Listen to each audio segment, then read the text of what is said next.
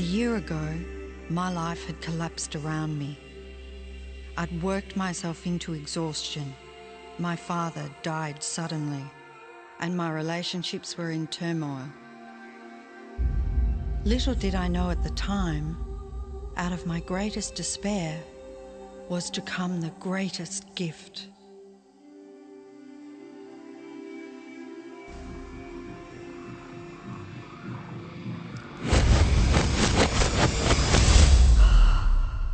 I'd been given a glimpse of a great secret.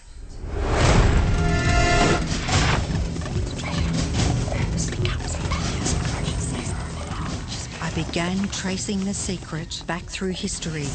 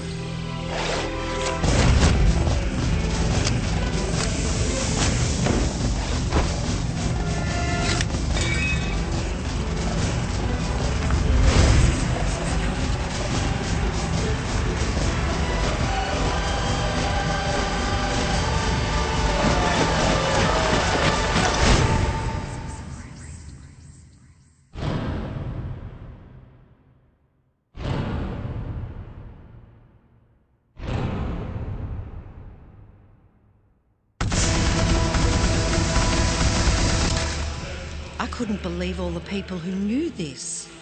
They were the greatest people in history.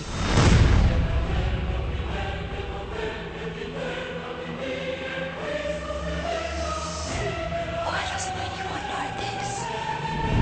All I wanted to do was share the secret with the world. I began searching for people alive today who know the secret. One by one, they began to emerge.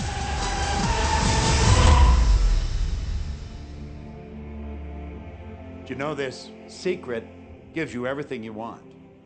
Happiness, health, and wealth. You can have, do, or be anything you want. We can have whatever it is that we choose.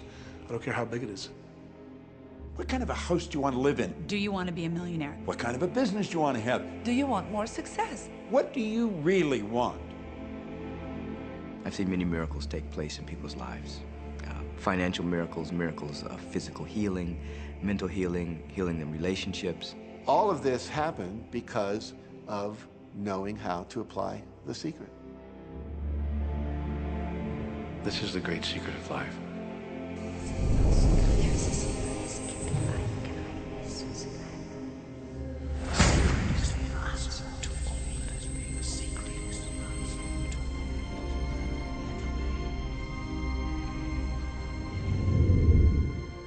You've probably been sitting there wondering, what is the secret?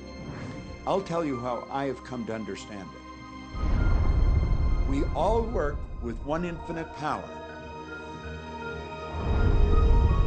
We all guide ourselves by exactly the same laws.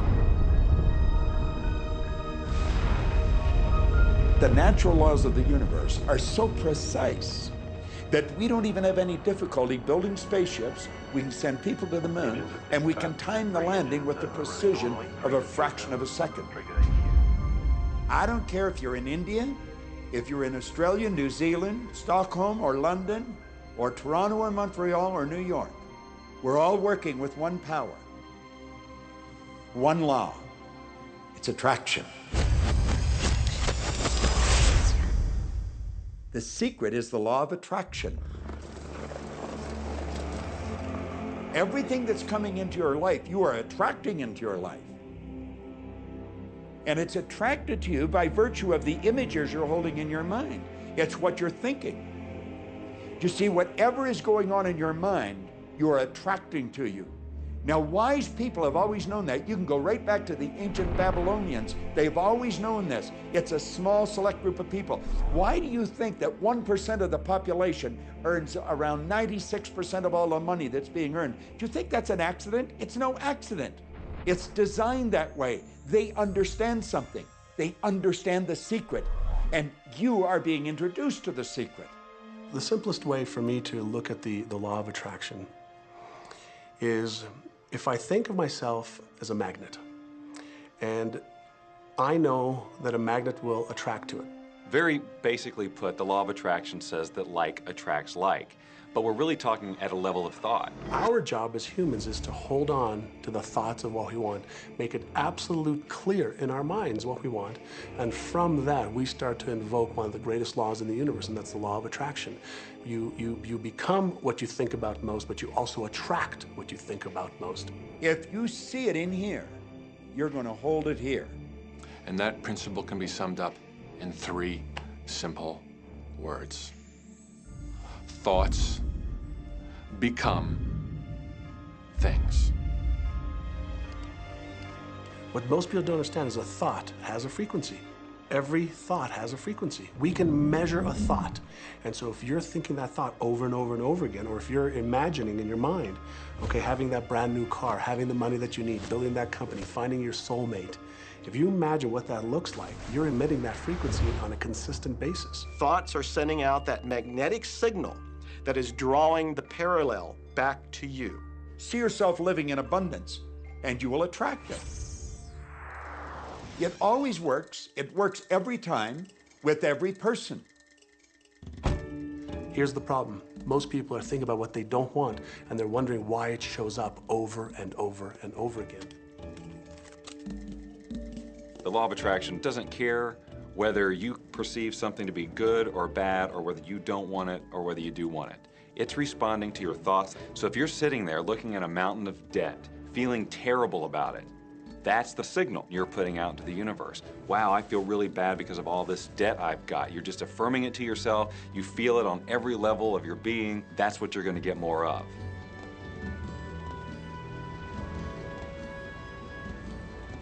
So when you're looking at that thing you want and you're saying yes to it, you're activating a thought. And the law of attraction is responding to that thought and bringing you things that match that.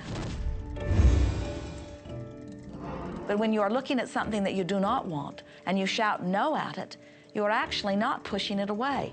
Instead, you are activating the very thought of what you do not want, and now law of attraction is lining those things up for you also. This is a universe that is based upon attraction. Everything is about attraction. The law of attraction is always working. Whether you believe it or understand it or not, it's always working. You might be thinking about the past or the present or the future, but whether you're remembering or observing or imagining, still in that process you are activating thought, and law of attraction, which is the most powerful law in the universe, is responding to your thought. Creation is always happening.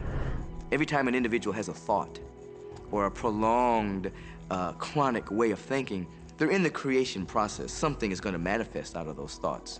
Law of attraction says, we'll give you whatever it is you say and focus on. And so if you're complaining about how bad it is, what you're creating is more of how bad it is. Oh, look, I copied that.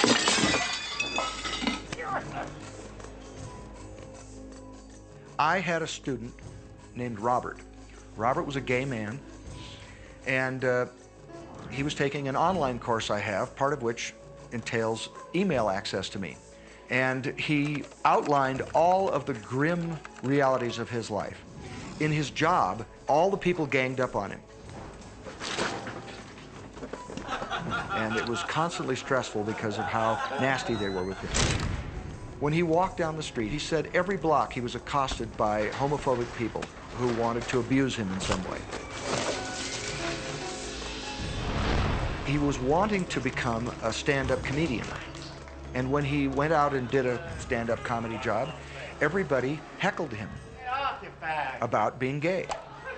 And his whole life was one of a lot of unhappiness and misery, and it all focused around this idea of being attacked because he was gay. I began to teach him that he was focusing on what he did not want. I directed him back to his email that he sent me and said, read it again. Look at all the things you do not want that you're telling me about. And I can tell you're very passionate about this. When you focus on something with a lot of passion, it makes it happen even faster. And then he really started taking this thing about focusing on what you want to heart. And he began really trying it.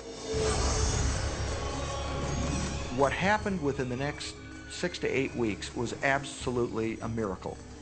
He said that all the people in his office that had been harassing him either transferred to another department, quit working at the company, or started totally leaving him alone, and he began to love his job. He noticed that when he was walking down the street that nobody came up to him and harassed him anymore. They just weren't there. I'm a very, very gay man. When he went and did his stand-up comedy routines, he started getting standing ovations and nobody was heckling him. His whole life changed because he changed from focusing on what he did not want, what he was afraid of, what he wanted to avoid, to focusing on what he did want.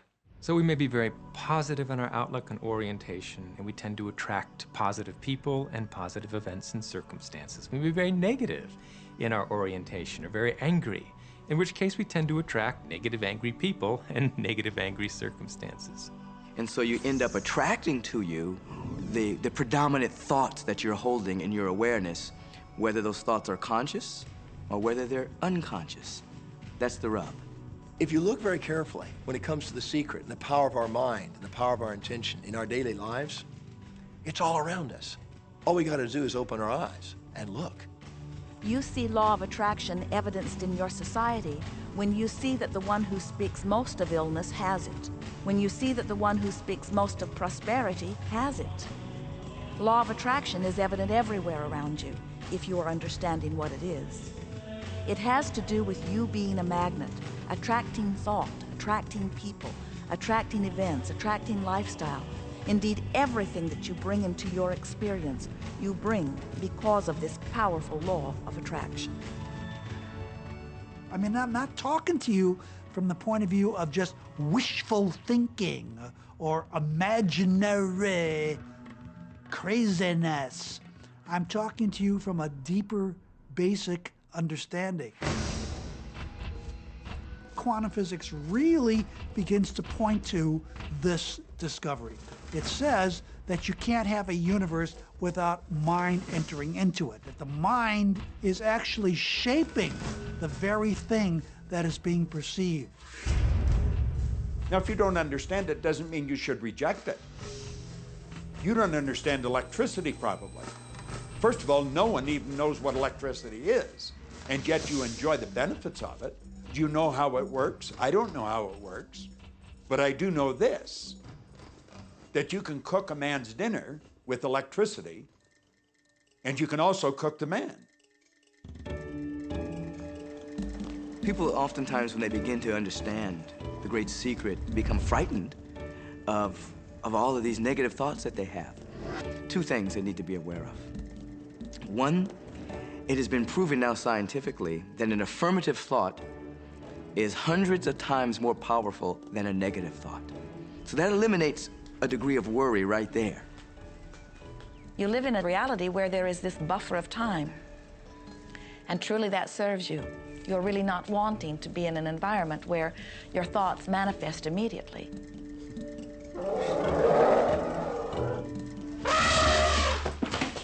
The evidence is long in coming, and that is really a good thing.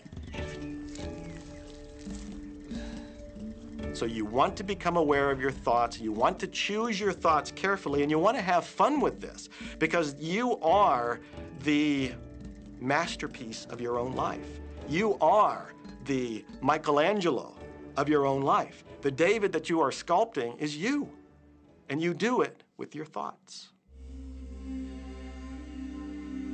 The leaders in the past who had the secret wanted to keep the power and not share the power. So they kept people ignorant of the secret. People went to work, they did their job, they came home. They were on a treadmill with no power because the secret was kept in the few. We live in a universe in which there are laws. Just as there's a law of gravity, if you fall off a building, it doesn't matter whether you're a good person or a bad person, you're gonna hit the ground. Everything that's around you right now in your life, including the things you're complaining about, you've attracted. Now, I know at first blush that's going to be something that you hate to hear. You know, you're going to immediately say, I didn't attract the car accident. I didn't attract this particular client. I didn't particularly attract the debt. I didn't attract whatever it happens to be that you're complaining about. And I'm here to be a little bit in your face and to say, yes, you did attract it. And this is one of the hardest concepts to get. But once you've accepted it, it's life transforming. This is part of the overall giant secret here. And most of us attract by default. We just think that we don't have any control over it. Our thoughts are on autopilot, our feelings are on autopilot, and so everything is just brought to us by default. Now, if this is your first time to hear this, it may feel like, oh, I have to now monitor my thoughts. This is going to be a lot of work. It will seem like that at first, but that's where the fun begins. We do not encourage that you try to monitor your thoughts. That will sort of make you crazy. There are so many thoughts coming to you from so many different directions about so many different subjects. That's where your emotional guidance system comes in. Your emotions, your emotional guidance system is what helps you to understand what you're thinking. So your thoughts cause your feelings. The emotions are this incredible gift that we have to let us know what we're attracting. There are only two emotions from our perspective. One feels good and one feels bad. You call them all sorts of different things, but essentially, all of those negative emotions, whether you call it guilt or anger or frustration, all feel much the same. They do not feel good. And all of those are guidance saying that which you are thinking about right now is not in line with what you are really wanting. On another level, it's called bad frequency or bad vibes or whatever you want to call it. The one that feels good, that feeling of hope or happiness or love, that good feeling, that positive emotion, is guidance saying that which you are thinking right now is in alignment with what you are wanting. So it's really so simple. It's right there. The answer is, what am I attracting right now? Well, how do you feel? I feel good. Well, good. Keep doing that.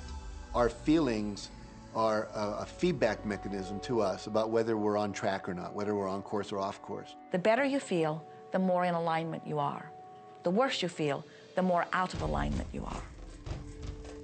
What you are doing as you are moving through the variety of your day-to-day experience is you are offering thoughts that are literally formulating your future experience. And you can tell by the way you feel if the things that you're moving toward will please you when you get there.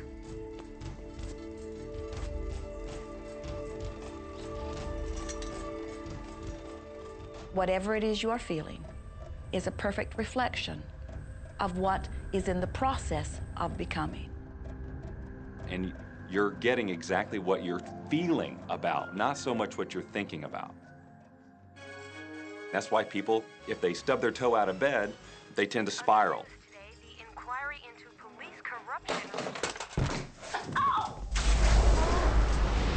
The whole day goes like that, you know.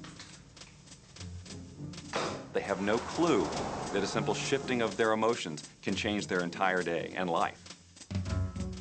If you start out having a good day and you're in that particular happy feeling, as long as you don't allow something to change your mood, you're going to continue to attract, by the law of attraction, more situations, circumstances, people that sustain that happy feeling. Good days, bad days, rich get richer, poor get poorer. It's all about what these people are predominantly and continually feeling. You can begin right now to feel healthy. You can begin to feel prosperous. You can begin to feel the love that's surrounding you, even if it's not there. And what will happen is the universe will correspond to the nature of your song. The universe will correspond to the nature of that inner feeling and manifest, because that's the way you feel. So basically what you focus on with thought and feeling is what you attract into your experience, whether or not it's something you want. What you think and what you feel and what manifests is always a match. every single time, no exception. It's hard to swallow. But when we can begin to open ourselves up to that, the ramifications are awesome. It means that whatever thought has done in your life, it can be undone through a shift in your awareness.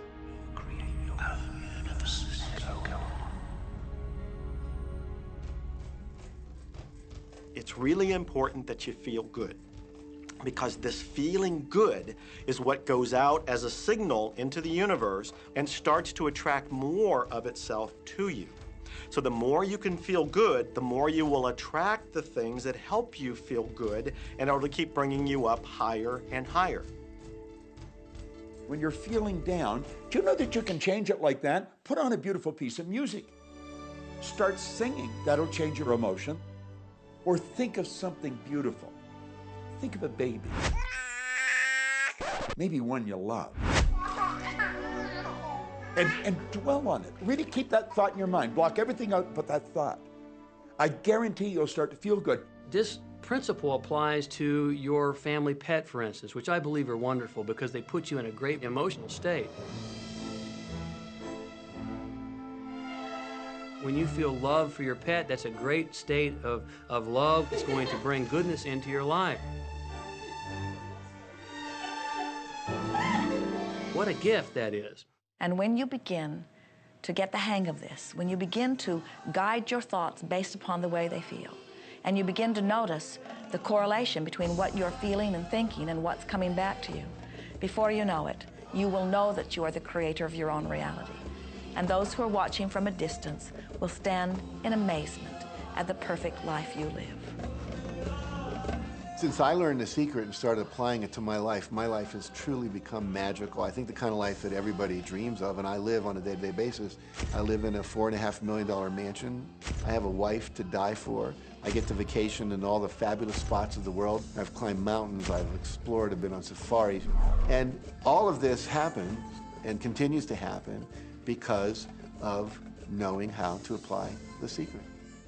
Life can be absolutely phenomenal, and it should be, and it will be, when you start using the secret.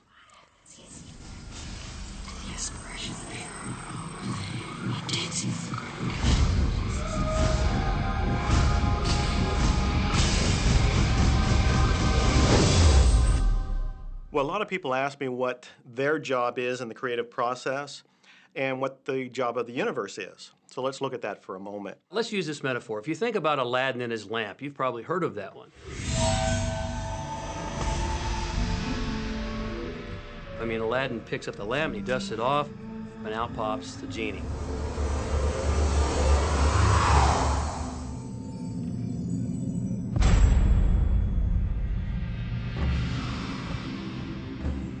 And the genie always says one thing. Your wish is my command.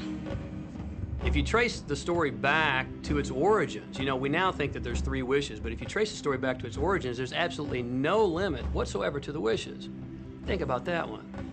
Now, let's take this metaphor and blow it out and apply it to you in your life. Remember, Aladdin is the one who always asks for what he wants. Then you've got the universe at large, which is this grand genie, and traditions, you know, have called it so many different things. Your holy guardian angel, your higher self. I mean, we could put any label on it, and you choose the one that works best for you. But every tradition has told us there's something bigger than us.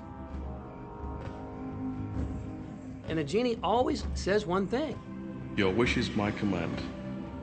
So we like to say to you that the creative process is a 3-step process. Step 1 is you must ask for what you want. You do not need to use words to ask. In fact, the universe is not even hearing words from you. The universe is responding completely to your thought.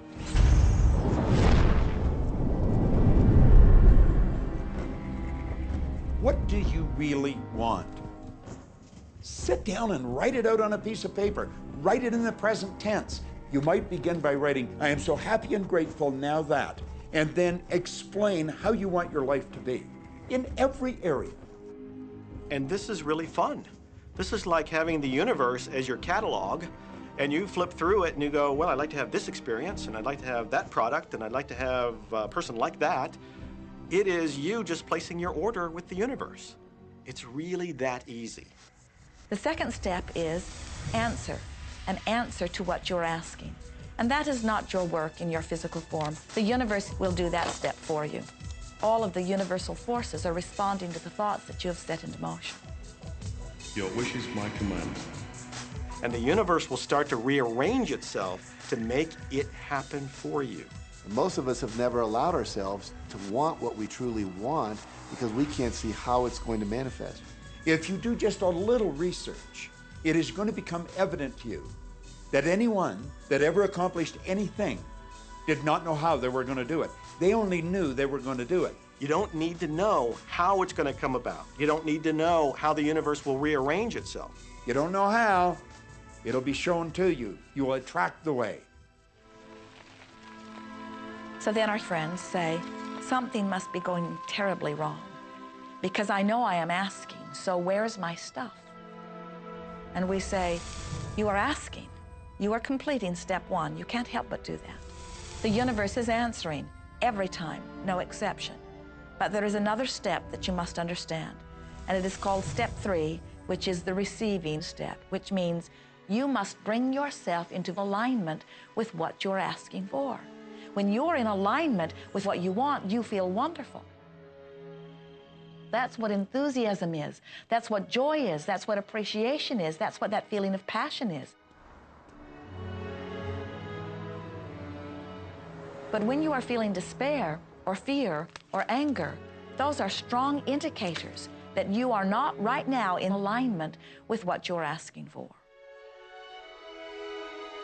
And so when you begin to realize that the way you feel is everything, and you begin to direct your thoughts based upon how they feel, little by little, you can find the feeling place of it, and now you are one with it, and now it must manifest into your experience.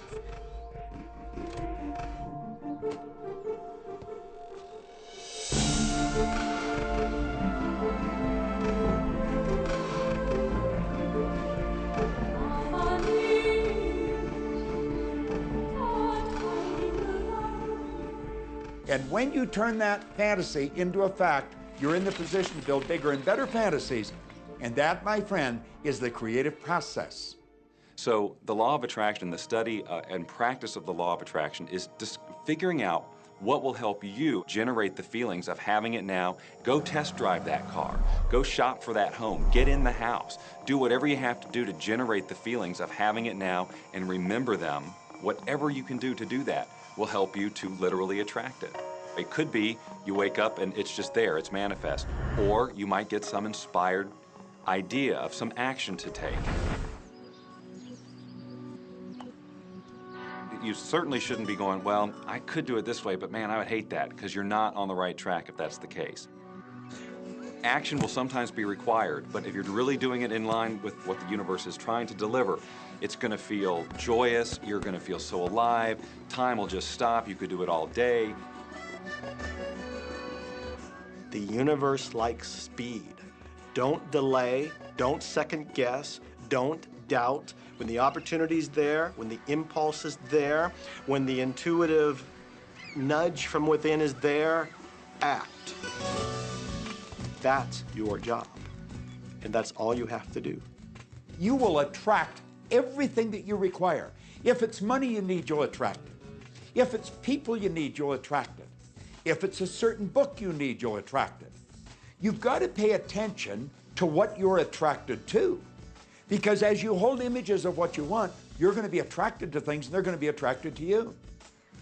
But it literally moves into physical reality with and through you. And it does that by law. You can start with nothing. And out of nothing and out of no way, a way will be made. Think of this, a car driving through the night, the headlights only go 100 to 200 feet forward.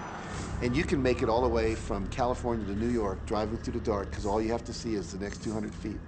And that's how life tends to unfold before us. And if we just trust that the next 200 feet will unfold after that, the next 200 feet will unfold after that, your life will keep unfolding, and it will eventually get you to the destination of whatever it is you truly want, because you want it.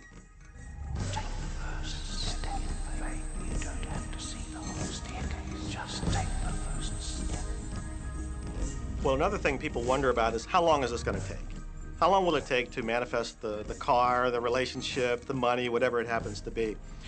Well, I don't have any rule book that says it's going to take you 30 minutes or 3 days or 30 days. I think it's more a matter of you being in alignment with the universe itself. Size it's nothing to the universe. It is no more difficult to attract on a scientific level something that we consider huge to something that we consider infinitesimally small. The universe does everything it does with zero effort. Grass doesn't strain to grow. It's effortless. It's just this great design. It's all about what's going on up here. It's about what we put in place, saying this is big, it's going to take some time. This is small, oh, I'll give it an hour. You know, those are our rules that we define. There are no rules according to the universe. You provide the feelings of having it now, it will respond. Some people have an easier time with little things, and so we sometimes say, well, start with something small, like a cup of coffee. Make it your intention to attract a cup of coffee today. Hold an image of talking to an old friend that you haven't seen for a long time. Somehow or another, somebody's going to start talking to you about that person. That person's going to phone you, or you'll get a letter from them. People are amazed how that I line up car parks, and I've done this right from when I first understood the secret. I would visualize a car space exactly where I want it, and 95% of the time it would be there for me, and I'd just pull straight in. 5% of the time I'd have to wait just a minute or two, and the person would pull out and I'd pull in. So I do that all the time.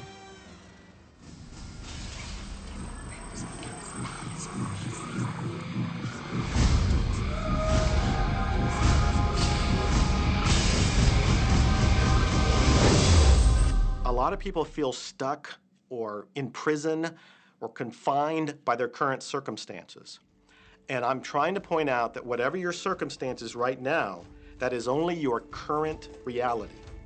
And current reality will begin to change as a result of watching this and beginning to use the secret. But sometimes it feels like you're stuck because you continue to think the same thoughts over and over again. And so you tend to get the same results over and over again. And the reason is because most people offer the majority of their thought in response to what they are observing. You see, if you're just looking at what is, then you're just thinking about what is. And when you think about what is, law of attraction gives you more of it. And then if you just observe what is, then you're just thinking about what is. And law of attraction gives you more of what is. And then if you just observe what, we've been over this, haven't we? You have to find a way that you are approaching what is through a different vantage point. Most people look at their current state of affairs and they say, this is who I am. That's not who you are. That's who you were. You see, if you look at your current state of affairs right now, let's say, for instance, that you don't have a lot of money in your bank account, or you don't have the relationship that you want, or your health and fitness isn't up to par. That's not who you are. That's the residual outcome of your past thoughts and actions. So we're constantly living in this residual, if you will, of the thoughts and the actions we've taken in the past. When you look at your current state of affairs and define yourself by that, then you doom yourself to have nothing more than the same in the future. All that we are is the result of what we have thought. Okay, what can you do right now to begin to turn your life around? I'll tell you 2 or 3 things. Start making a list of things to be grateful for. Start with that, because this shifts your energy. It starts to shift your thinking. Where before this exercise, you might be focusing on what you don't have, and you might be focusing on your complaints, and you might be focusing on whatever the problems are. When you do this exercise, you start to go in a different direction. You start to be grateful for all the things that you feel good about. Gratitude is absolutely the way to bring more into your life. Every man knows that when his wife's appreciating him for the little things he does, what does he want to do? He wants to do more. It's always about appreciation. It pulls things in. It attracts support. I've said for many years that whatever we think about and thank about, we bring about. Because that's that feeling that you have to have, you know. And so for me, it's been such a powerful exercise every morning to get up and say thank you. Every morning when my feet hit the floor, thank you. And then I start running through what I'm grateful for as I'm going to brush my teeth and do the things I do in the morning. And I'm not just thinking about them and doing some rote routine, but I'm putting it out there and I'm feeling the feelings of gratitude. Because as soon as you start to feel differently about what you already have, you will start to attract more of the good things, more of the things you can be grateful for. Because you can look around and say, well, look, I don't have the car I want, I don't have the house I want, I don't have the health I want, I don't have the spouse I want. Oh, back up, back up. Those are all the things you don't want. Focus on what you already have that you're grateful for. And it might be you have the eyes to watch this. It might be the clothes that you have. Yes, you might prefer something else, and you might get something else pretty soon if you start feeling grateful for what you have. I think everybody goes through times when they say, oh man, things aren't working right, or things are going bad, and there were some things going on in my family, and I found a rock. I was just sitting here holding this rock. You might see me carrying around. I found a rock, I stuck it in my pocket, and I said, you know what, every time I touch this rock, I'm gonna think of something that I'm grateful for. And so every morning when I get up in the morning, I pick it up off the dresser, I put it in my pocket, and I go through the things that I'm grateful for. At night, what do? You empty your pocket, and there it is again. And I've had some different experiences with that. I've had some amazing experiences. I had a guy from South Africa, and he saw me drop it. He said, what is that? Well, what's that? I explained it to him, so he started calling it a gratitude rock. Gratitude rock. 2 weeks later, I got an email from him from South Africa. And he said, my son is dying from a rare disease. It's a type of hepatitis. He said, would you send me 3 gratitude rocks? Now, they're just rocks I found off the street, you know? So I said, sure. I had to make sure that the rocks were very special. And so I went out to the stream, looked, picked out the right rocks, and sent them off to him. 4 or 5 months later, I get an email from him. He said, my son's better. He's doing terrific. And he said, but you need to know something. He says, we've sold over 1,000 rocks at $10 a piece as gratitude rocks, and we've raised all this money for charity. Thank you very much. And so it's very important to be in an attitude of gratitude, as I call it. Another thing that I would suggest that you do right now to turn your life around, and this is so huge that I can't find the words to describe just how powerful this can be for you.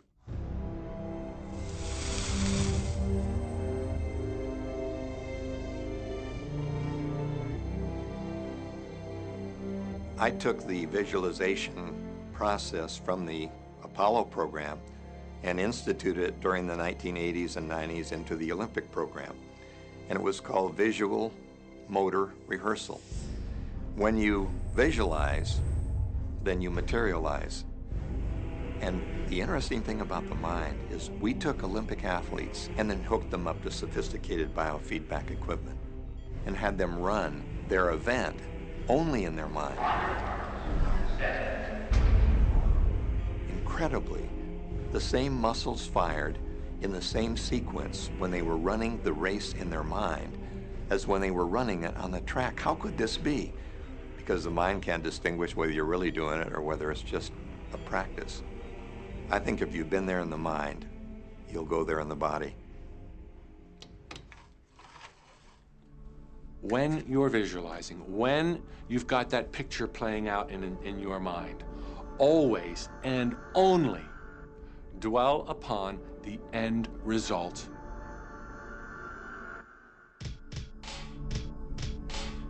Here's an example. Look at the back of your hands right now. Really, look at the back of your hands. The color of your skin, the freckles, the blood vessels, the rings, the fingernails, the fake fingernails. Take in all those details right before you close your eyes. And then see those hands, your fingers, wrapping around the steering wheel of your brand new car.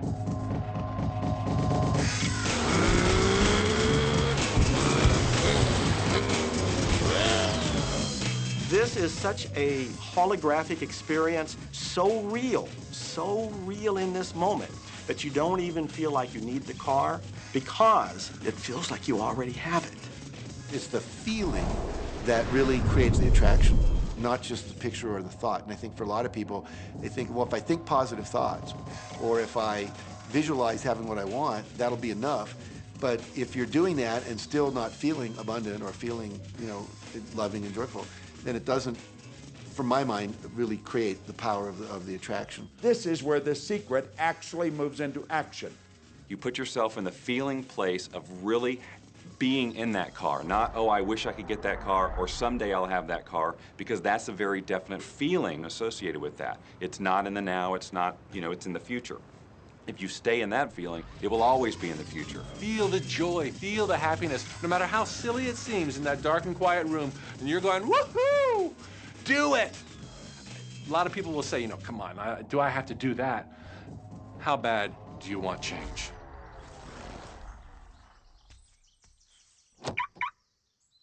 Now that feeling and that inner seeing will begin to be an open doorway through which the power of the universe will begin to express. What power I cannot say. All I know is that it exists. Our job is not to figure out the how. The how will show up out of the commitment and the belief in the what. The hows are the domain of the universe. It always knows the shortest, quickest, fastest, most harmonious way between you and your dream. If you turn it over to the universe, you will be surprised and dazzled by what is delivered to you. This is where magic and miracles happen.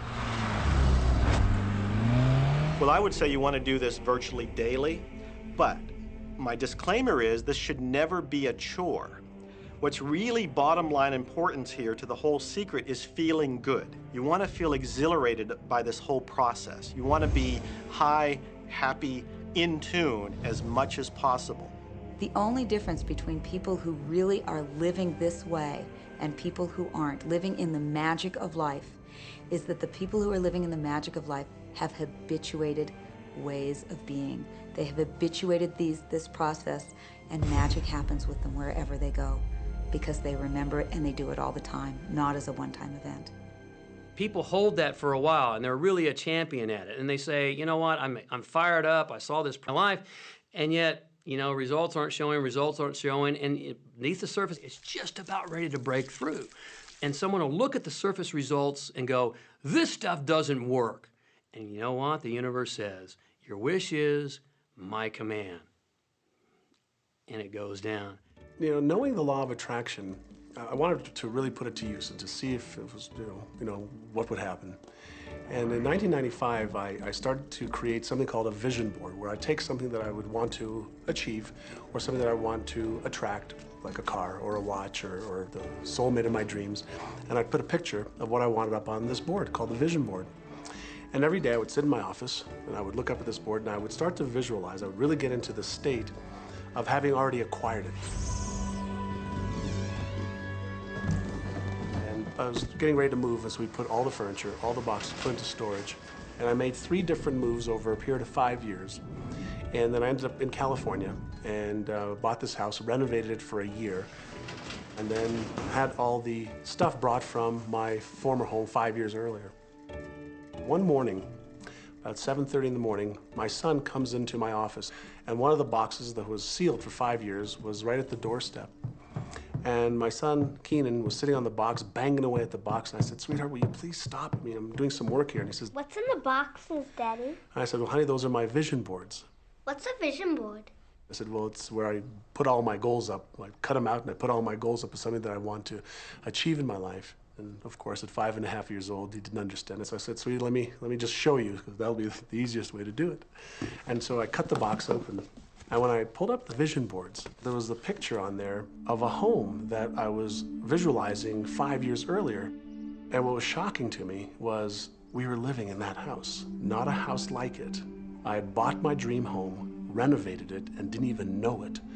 But I looked at that house, I started to cry because I was just blown away.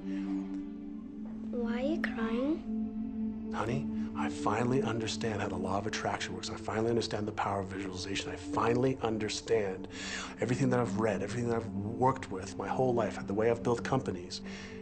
It worked for my home as well. And I bought our dream home and didn't even know it.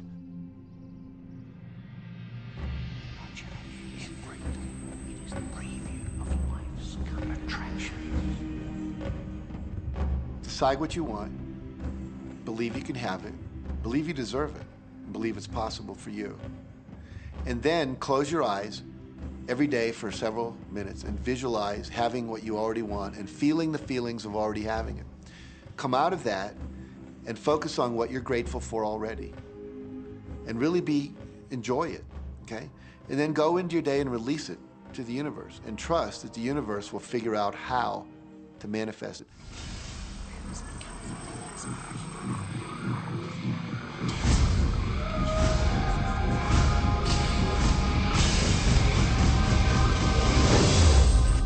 No, The Secret was definitely a real transformation for me because I grew up in a family where my dad was very negative, thought that rich people were people that had ripped everyone off, thought that anyone who had money, you know, must have deceived somebody. And so I grew up with a lot of beliefs about money, that if you had it, it made you bad. Only evil people have money.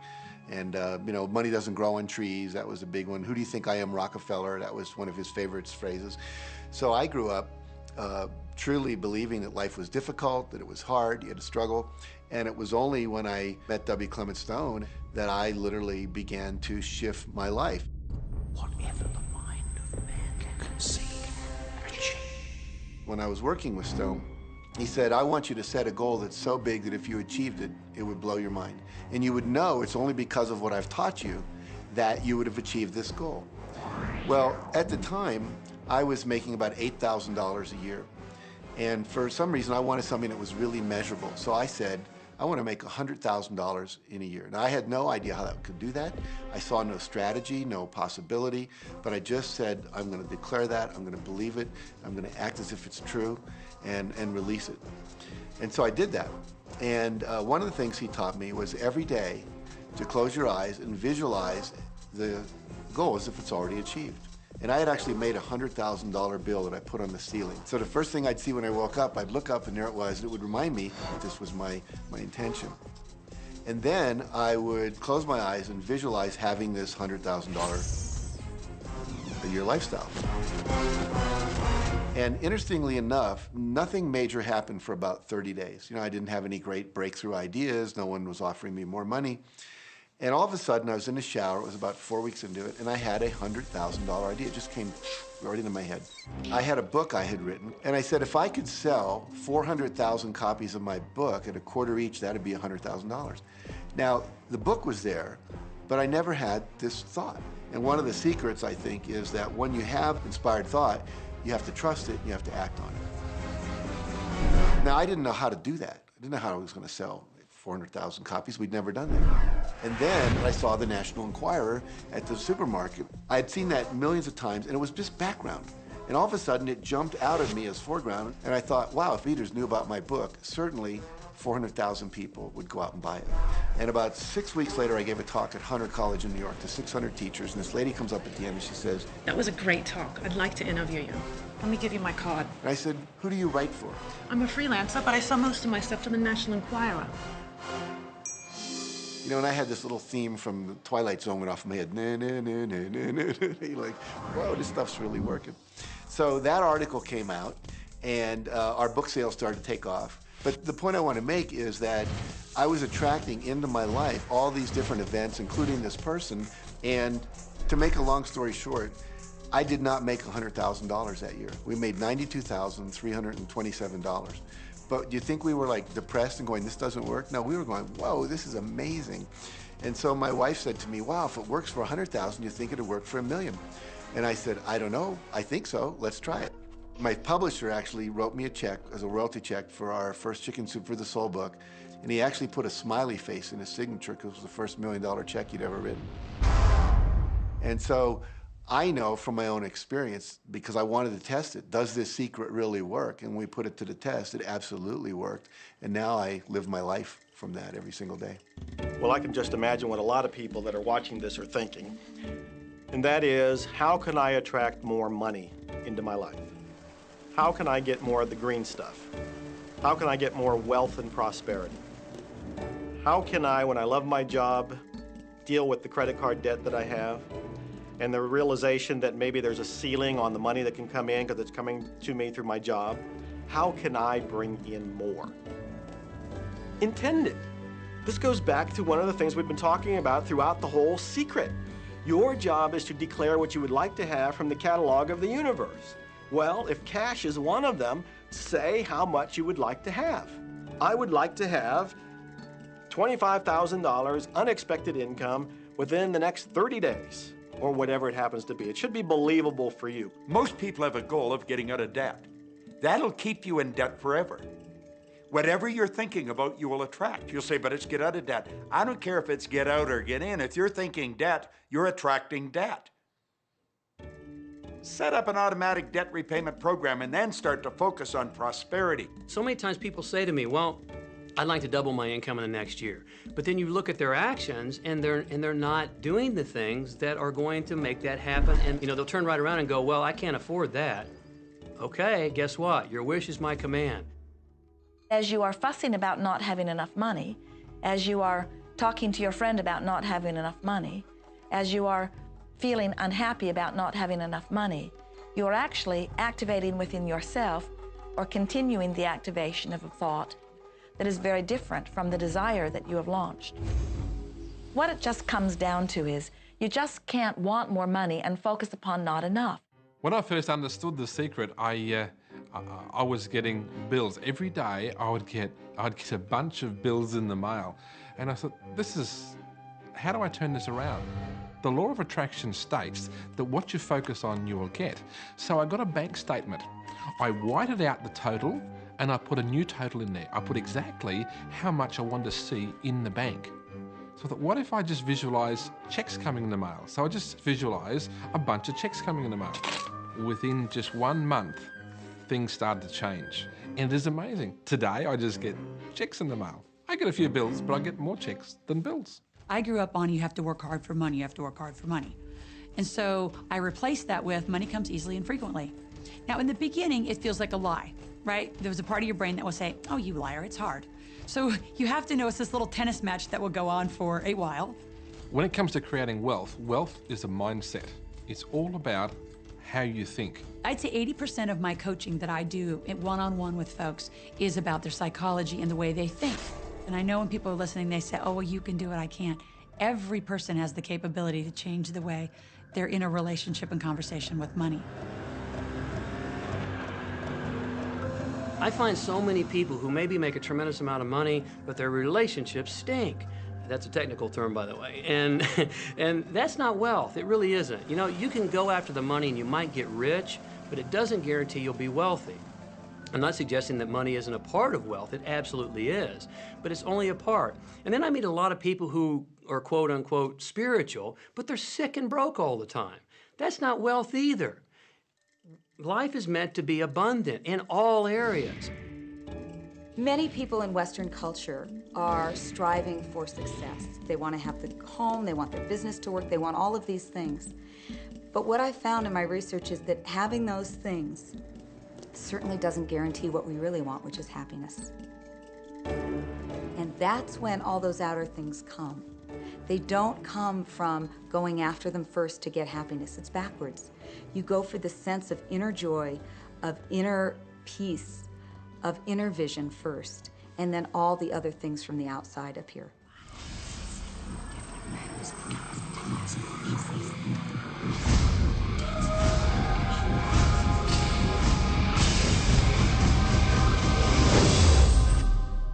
The secret means for me actually that we are creators of our universe, and that every wish of what we want to create will manifest in our life. Therefore, it's very important what you wish, what your thoughts are, what your feelings are, because it will manifest. Now, one day I went into somebody's home, and he was an art director of a very famous film producer. And in every corner, he had this beautiful image of a woman, a naked woman dressed with a fabric, kind of doing this, kind of saying, oh, I don't look at you, I don't see you, And I said, I think you have trouble in your romance. Are you a clairvoyant or something? No, but look, 7 places you have exactly that woman. But I love that kind of painting. I painted it myself. That's even worse, I said, because you put all your creation and your creativity in it. Now, he's this gorgeous-looking man. He has all these actresses around him because that's the work he does. He doesn't get romance. I said, what do you want? Well, I want to date 3 women a week. Okay, paint yourself with 3 women and hang it in every corner.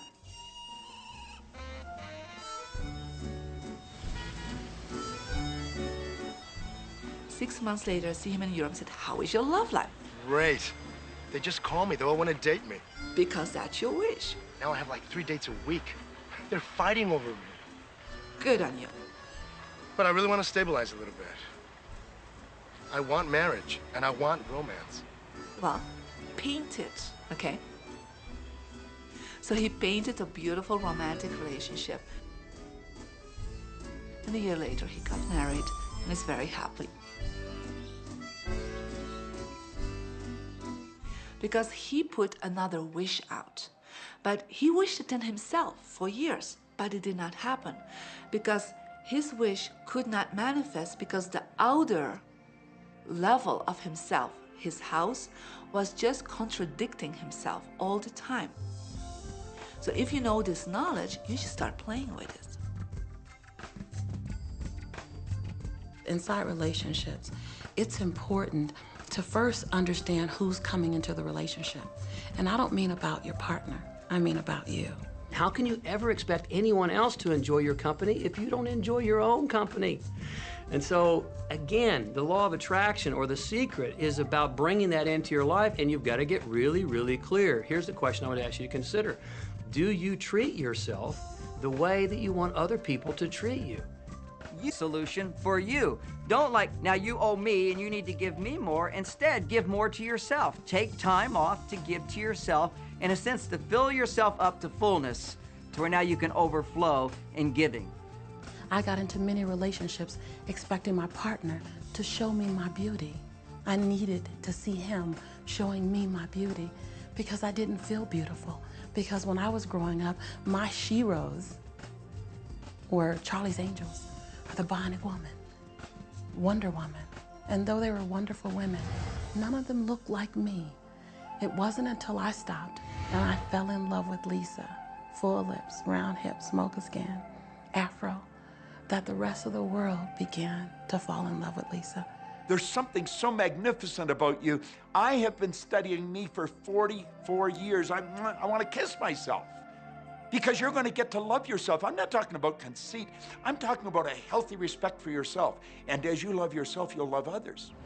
Sometimes people will say, those people at work are so negative, or the man I live with is so angry, or my children are so worrisome to me. And we say, you must orient yourself to the best part of those people who surround you. We encourage that you get a notebook and that you make a list of the positive aspects of the people that you spend a lot of time with.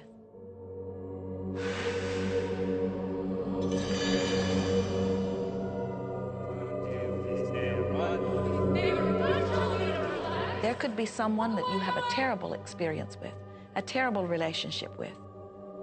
And in the privacy of your own mind, and with quite a bit of work, we will admit, as you focus upon things that you like most, those people will become that mostly to you. And even though you cannot create in their reality, if they are in a mood or an attitude that doesn't match the mood or an attitude that you have about them, they'll zig while you zag. Law of attraction will not put you in the same space together. Your frequencies don't match up. If you knew your potential to feel good, you would ask no one to be different so that you can feel good. You would free yourself of all of that cumbersome impossibility of needing to control the world or control your mate or control your child. You are the only one who creates your reality. For no one else can think for you. No one else can do it. It is only you, every bit of it you.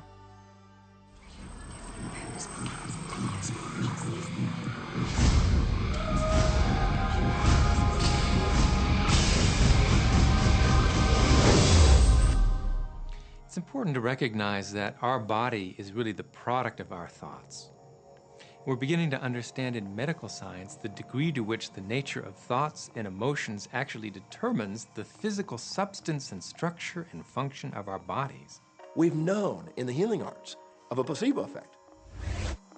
A placebo is something that supposedly has no impact and no effect on the body, like a sugar pill or something. You tell the patient that this is just as effective, and what happens is the placebo has the same effect, if not greater effect, than sometimes the medication is supposed to be designed for that effect. So they found out that the human mind is the biggest factor in the healing arts. more so than sometimes the medication. If somebody is in a situation where they're sick and they have an alternative to try to explore what is in their mind creating it versus using medicine, if it's an acute situation that could bring death to them, then obviously the medicine is a wise thing to do while they explore what the mind is about. So you don't want to negate medicine. Every form of healing has a place. There is only a stream of well-being that flows, you know. It is a stream of pure positive energy. And the universe, all that we know, is abundant with only that. This is a world that is based upon well-being, and well-being dramatically abounds. And when you are allowing that stream to flow in its fullness, you feel very, very good. And when you are pinching it off a bit, you feel not so good. There is only a stream of goodness or well-being which you are allowing or not. And your magnificent emotions are telling you what the mix is, how you're doing in your allowing or your resisting of this connection. You know people who have had terminal disease. Stop and think of the word dis-ease. Hyphenate the word. That's a body that's not at ease. We've got 1,000 different diagnoses and disease out there. They're just the weak link. They're all the result of one thing, stress. And you put enough stress on the chain, you put enough stress on the system, and one of the links breaks. Our physiology creates disease to give us feedback, to let us know we have an imbalanced perspective and we're not loving and we're not grateful. So the body's signs and symptoms are not something terrible. The question that's frequently asked is when a person has manifested a disease in their body temple or some kind of discomfort in their life, through the power of right thinking, can it be turned around? And the answer is absolutely yes. On November 23rd, I was diagnosed with breast cancer. I truly believed in my heart, with my strong faith, that I was already healed. During the day, all day long, I would just say, thank you for my healing. On and on and on I went, thank you for my healing. I believed in my heart I was healed. I saw myself as if cancer was never in my body. One of the things I did to heal myself was to watch very funny movies. That's all we would do is just laugh, laugh, laugh. We couldn't afford to put any stress in my life because we knew stress was one of the worst things you can do while you're trying to heal yourself. From the time I was diagnosed, which was November 23rd, to the time I was healed totally was approximately 3 months. And that's without radiation and chemotherapy. Well, we come with a basic program. It's called self-healing. You get a wound, it grows back together. You get a bacterial infection, the immune system comes and takes care of those bacteria and heals it up. The immune system is made to heal itself. Dis-ease cannot live in a body that's in a healthy emotional state. Your body is casting off millions of cells every second, and it's creating millions of new cells. In fact, literally, parts of our body are replaced every day. Other parts take a few months, other parts a couple of years. But within a few years, we have a brand new physical body. If you have a disease and you're focusing on it and you're talking to people about it, you're going to create more disease cells. See yourself living in a perfectly healthy body. Let the doctor look after the disease. Can you feel the difference between having painful arthritis in your hips and feeling fearful about it, or having painful arthritis in your hips and feeling hopeful about it? The difference between fearful and hopeful is the difference between recovery or not. Happier thoughts lead to essentially a happier biochemistry, a happier, healthier body. Negative thoughts, stress, has been shown to seriously degrade the body and the functioning of the brain, because it's our thoughts and emotions that are continuously reassembling, reorganizing, recreating our body. Remove physiological stress from the body, and the body does what it was designed to do. It heals itself. I've seen kidneys regenerated. I've seen cancer dissolved. I've seen eyesight improve and come back. I always say that incurable means curable from within. You can change your life and you can heal yourself.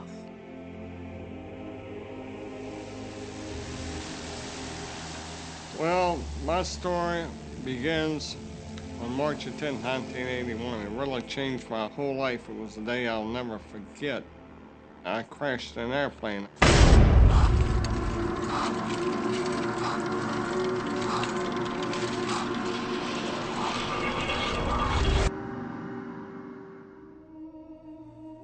I ended up in the hospital completely paralyzed. My spinal cord was crushed. I broke the first and second cervical vertebrae. My swallowing reflex was destroyed. I couldn't eat or drink. My diaphragm was destroyed. I couldn't breathe. All I could do was blink my eyes. The doctors, of course, said all my life I'd be a vegetable. All I'd do is blink my eyes the rest of my life. That's the picture they saw of me, but it didn't matter what they thought. The main thing was what I thought.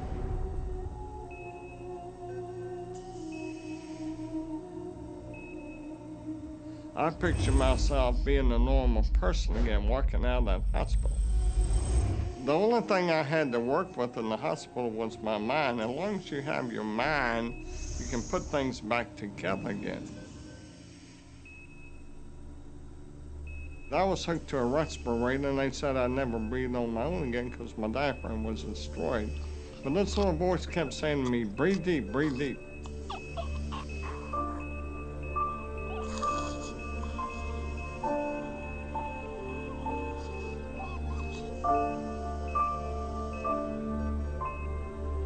Finally, I was weaned from it. They were at a loss for an explanation. See, I could not afford to allow anything to come in my mind that would distract me from my goal and from my vision.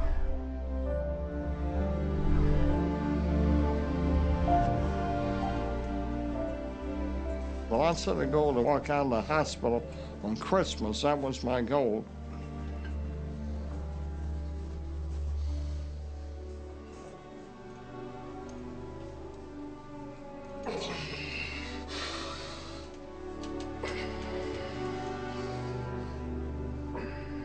Months later, I walked out of the hospital on my own 2 feet. They said it couldn't be done. That's a day I will never forget. For people that are sitting out there right now watching this program that are hurting, if I wanted to sum up my life and sum up for people what they can do in life, I would sum it up this way in 6 words. Man becomes what he thinks about.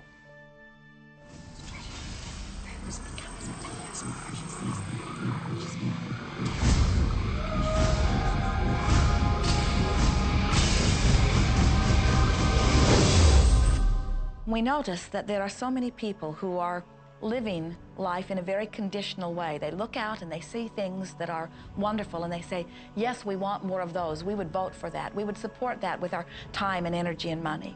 But then they look out and they see things that they do not want, terrible things that they do not want to live and that they do not want to see others live. And they say, we've got to do something about getting rid of those things. But they don't realize that as they push against the unwanted, they add power to it. In this world, there is a war against poverty and a war against cancer and a war against teenage pregnancy and a war against terrorism and a war against violence and a war against terrorism. Did we mention that there's a war against terrorism? And all of this pushing against is only adding to, because you can't say no and make it go away. When you shout no, law of attraction is lining that up. The reason that what you resist persists is because if you're resisting something, you're saying, no, I don't want this thing because it makes me feel this way, the way I'm feeling right now. So you're just putting out this really strong emotion of, wow, I really don't like this feeling, and it's there, and it just comes racing towards you. You know, the anti-war movement creates more war. The anti-drug movement has actually created more drugs because we're focusing on what we don't want, drugs. People will say, well, shouldn't I focus upon that? That is true. And we say, that is like saying, because someone gave their attention to something they did not want long enough that now it is manifested, I should do it too. And we say, we don't really understand that reasoning. Mother Teresa was brilliant. She said, I will never attend an anti-war rally. If you have a peace rally, invite me. You know, she knew. She understood the secret. I mean, look what she manifested in the world. So if you're anti-war, be pro-peace. If you're anti-hunger, be pro people having more than enough to eat. If you're anti a particular politician, be pro his opponent. Often elections are tipped in the favor of the person that people are really against because he's getting all the energy and all the focus. You want to focus on what you want, not what you don't want. It's okay to notice what you don't want because that gives you contrast to say, well, this is what I do want. But the fact is that the more you talk about what you don't want or talk about how bad it is, read about all of that all the time, and then say, oh, how terrible it is, well, you're creating more of that. You know, so many times people say to me, well, James, I have to be informed. Maybe you have to be informed, but you don't have to be inundated. Learn to become still and to take your attention away from what you don't want and all the emotional charge around it and place the attention on what you wish to experience. I always say when the voice and the vision on the inside become more profound and more clear and loud than the opinions on the outside, you've mastered your life. You are not here to try to get the world to be just as you want it to be. You are here to create the world around you that you choose, while you allow the world as others choose it to be, to exist also.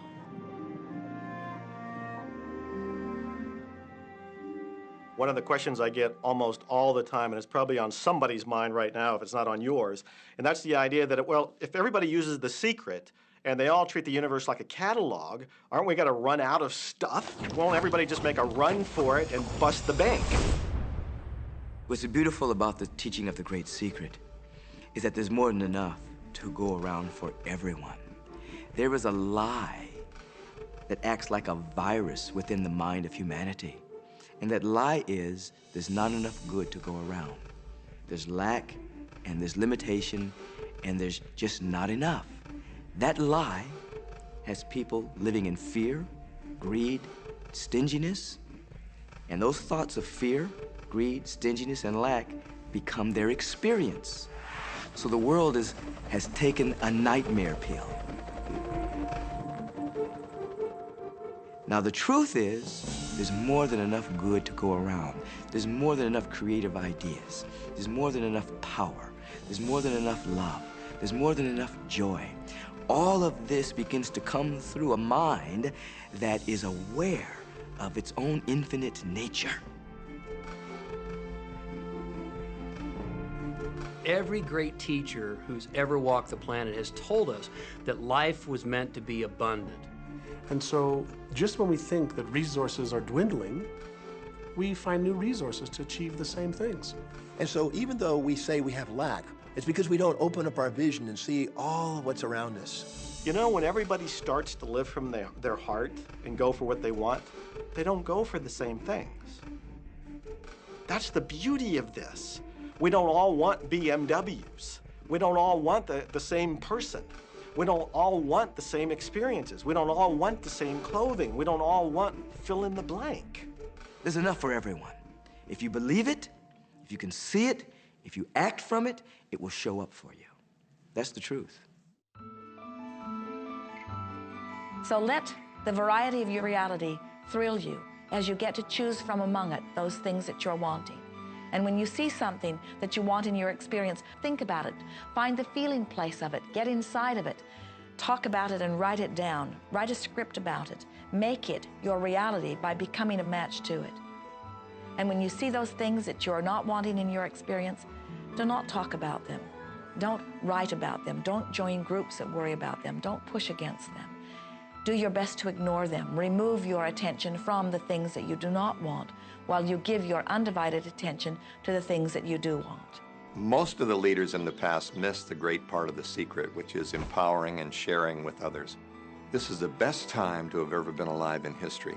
It's the first time we've ever had the power to gain knowledge at our fingertips.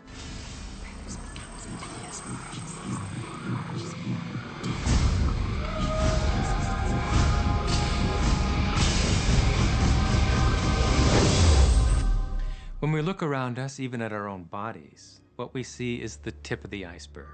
Think of this for a moment. Take your hand and look at it. Now, your hand looks solid, but it's really not. If you put it under a proper microscope, you'd see a massive energy vibrating. Everything is made up of the exact same thing, whether it's your hand, whether it's the ocean, or whether it's a star. Everything is energy. And let me help you understand that just a little bit. There's the universe, of course, and our galaxy, and our planet, and then individuals, and then inside of this body are organ systems, and then there's cells, and then there's molecules, and then there's atoms, and then there is energy. So there are a lot of levels to talk about something on, but everything in the universe is energy. I don't care what city you're living in, you've got enough power in your body, potential power, to illuminate the whole city for nearly a week. Most people define themselves by this finite body, but you're not a finite body. I mean, even under a microscope, you're an energy field. Well, what we know about energy is this. You go to a quantum physicist and you say, what creates the world? And he or she will say, energy. Well, describe energy. Okay, it can never be created or destroyed. It's always was, always has been. Everything that ever existed always exists. It's moving into form, through form, and out of form. Okay, great. You go to a theologian and you ask the question, what created the universe? And he or she will say, God. Okay, describe God. Always was and always has been, never can be created or destroyed, all that ever was, always will be, always moving into form, through form, and out of form. You see, it's the same description, just different terminology. And so if you think you're this meat suit running around, think again. You're a spiritual being. You're an energy field operating in a larger energy field. We're all connected. We just don't see it. There isn't an out there and an in here. Everything in the universe is connected. It's just one energy field. You are extensions of source energy, and you are here in these magnificent bodies, but your bodies have distracted you, for the most part, from who you really are. You are source energy. You are eternal beings. You are God force. You are that which you call God. Scripturally, we could say that we are the image and the likeness of God. We could say we are another way that the universe is becoming conscious of itself. We could say that we are the infinite field of unfolding possibility. All of that would be true. Every great tradition has told you that you were created in the image and the likeness of the creative source. That means that you have God potential and power to create your world, and you are. You are. And maybe you've created things to this point that are wonderful and worthy of you, and maybe you haven't. The question I'd ask you to consider is, do the results you have in your life, are they what you really want? And are they worthy of you? If they're not worthy of you, then when would now be the right time to change those? Because you have the power to do that. The power is under our control. You know, a lot of people feel like they're victims in life, and they'll often point to past events, perhaps growing up with an abusive parent or in a dysfunctional family. And I would add as a parenthesis here that most psychologists believe that about 85% of families are dysfunctional. So it's like all of a sudden you're not so unique. My parents were alcoholics, my dad abused me, my mother divorced him when I was 6. From the age of 13 to 18, I was involved in street gangs. I had a severe motorcycle accident. I was homeless at one point in Dallas. I lived in poverty for 15 years in Houston. When I was a child, I had learning difficulties, and I was considered learning disabled, and I was told I would never read, write, or communicate, never amount to anything, not go very far in life. I mean, that's almost everybody's story in some form or not. So that's just called so what. The real what is, what are you going to do now? What do you choose now? Because you can either keep focusing on that or you can focus on what you want. And when people start focusing on what they want, what they don't want falls away. And that part expands and the other part disappears. We are wanting you to come to the place where you're beginning to offer your thought deliberately, where you're guiding your thoughts on purpose, where you are the creator of your own experience because you are the manager of your own thoughts. The beautiful thing about the law of attraction is that you can begin where you are, and you can begin to think, real thinking, and you can begin to generate within yourself a feeling tone of harmony and happiness. The law will begin to respond to that. So now you start to have different beliefs, like there is more than enough in the universe, or you have the belief that everything goes right for me. Or you have the belief that I'm not getting older, I'm getting younger. We can create it the way we want it by using the law of attraction. And you can break yourself free from your hereditary patterns, cultural codes, social beliefs, and prove once and for all that the power within you is greater than the power that's in the world. Some of you may be thinking, well, that's very nice, but I can't do that, or she won't let me do that, or he'll never let me do that, or I haven't got enough money to do that, or I'm not strong enough to do that, or I'm not rich enough to do that, I'm not. Every single I'm not is a creation.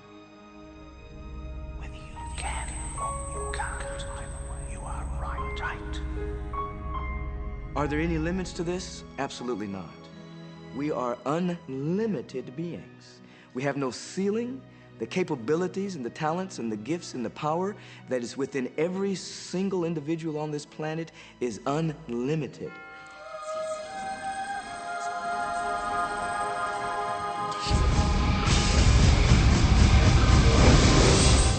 There is no blackboard in the sky on which God has written your purpose, your mission in life. There's no blackboard in the sky that says Neil Donald Walsh, a handsome guy who lived in the first part of the 21st century, who, colon, then there's a blank, you know, and all I have to do to really understand what I'm doing here, why I'm here, is to find that blackboard and find out what God really has in mind for me. But the blackboard doesn't exist. So your purpose is what you say it is. Your mission is the mission you give yourself. Your life will be what you create it as, and no one will stand in judgment of it now or ever. It took a lot of years for me to get this, because I grew up very much with this idea that, you know, there was something I was supposed to do, and if I wasn't doing it, I was like, God wouldn't be happy with me, you know?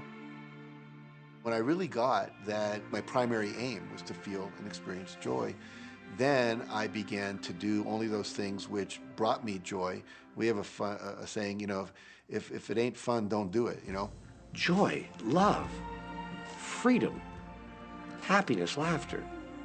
That's what it is.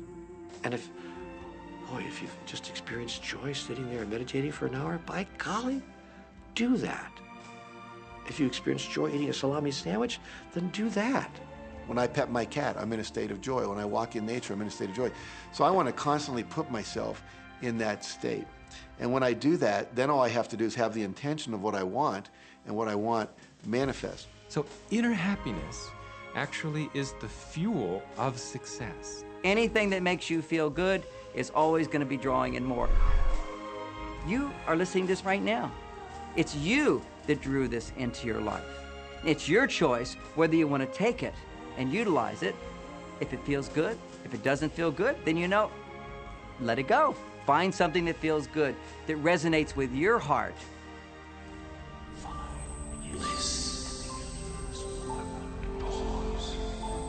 Joseph Campbell said, "Follow your bliss." We think those are the best words we have ever heard spoken from a human tongue. And if one could follow one's bliss, you would follow the trail to abundance and well-being on all subjects. Enjoy life with us, because life is phenomenal. It's a magnificent trip. You will live in a different reality, a different life, and people will look at you and say, "What do you do different than me?" Well, the only thing that is different is that you work with the secret. And then you can do and have and be things that people would say that's impossible for you to do and have and be. We're really now moving into a new era. It's the era where the last frontier is not space, as Star Trek would say, but it's going to be mind. I see a future of unbounded potential, unbounded possibilities. Remember, we're using at most 5% of the potential of the human mind. 100% human potential is the result of proper education. So imagine a world where people were using their full mental and emotional potential. We could go anywhere, We could do anything, achieve anything. See yourself with the good that you desire. Every religious book tells us that. Every great book on philosophy, every great leader, all the avatars who have ever lived. Go back and study the wise ones.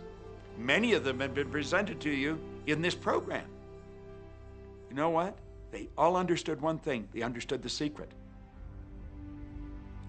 Now you understand it. And the more you use it, the more you'll understand it. You may be feeling that it would be easier to be hearing these words if they had come to you the first day of your experience upon this earth. And if we were talking to you on your first day of physical life experience, we would say to you, welcome to planet Earth.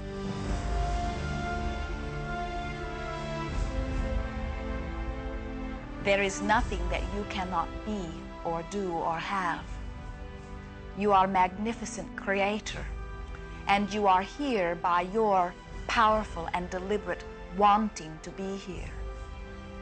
Go forth, giving thought to what you are wanting, attracting life experience to help you decide what you want.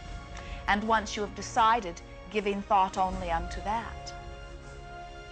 Most of your time will be spent collecting data that will help you decide what it is you want. But your real work is to decide what you want and then to focus upon it. For it is through focusing upon what you want that you will attract it. That is the process of creating. I believe that you're great, that there's something magnificent about you. Regardless of what has happened to you in your life, regardless of how young or how old you think you might be, the moment you begin to think properly, there's something that is within you, there's power within you that's greater than the world, it will begin to emerge. It will take over your life. It will feed you. It will clothe you. It will guide you, protect you, direct you, sustain your very existence if you let it. Now that is what I know for sure.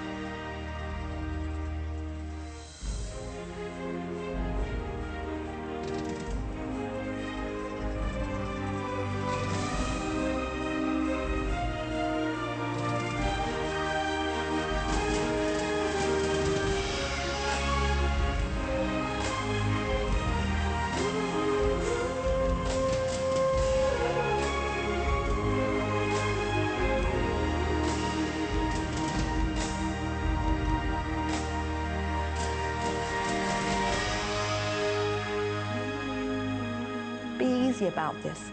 Have fun with it. There is nothing you are supposed to do, only that which you want to do.